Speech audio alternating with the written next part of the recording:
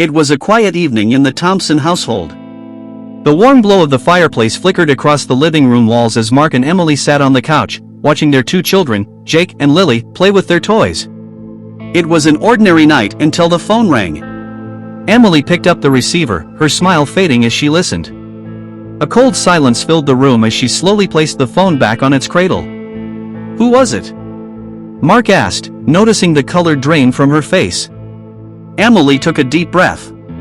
"It was the hospital. It's about my parents." Mark immediately stood up, his heart pounding. "What happened?" She struggled to find the words. They were in an accident. A drunk driver ran a red light. They didn't make it." The room was deathly silent. Jake, only 7, sensed something was wrong. "Mommy," he whispered, tugging at her sleeve. Emily pulled him close, her body trembling. "It's okay, baby," she whispered, though her voice cracked under the weight of grief. The funeral was held a few days later, a small gathering of close family and friends. Emily stood by the caskets, staring at the cold wood that now held the two people who had raised her, who had loved her unconditionally. Mark held her hand tightly, but the emptiness inside her felt too vast to be filled. Days turned into weeks, but the grief did not fade. Emily withdrew, barely speaking, barely eating.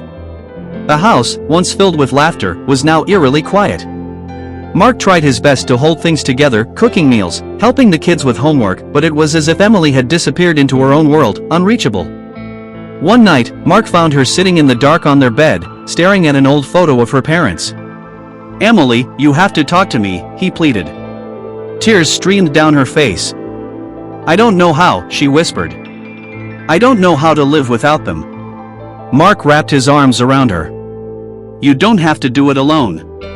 I'm here. The kids are here. We need you." She sobbed into his chest, the walls she had built around herself finally breaking. But grief is a slow, relentless beast. One rainy evening, as Emily drove home from the store, her mind clouded with sorrow, she didn't see the truck speeding toward her at the intersection. The impact was deafening. Mark received the call just as he was tucking Lily into bed. The phone slipped from his hands. His legs gave out beneath him. The second funeral came too soon. Too unbearable. Mark stood by her grave, clutching his children's hands. Jake cried silently, while Lily, too young to fully understand, clung to her father's coat. That night, as Mark lay in bed, staring at the empty space beside him, he realized something: grief never truly leaves. It just changes shape, finding new ways to haunt those left behind.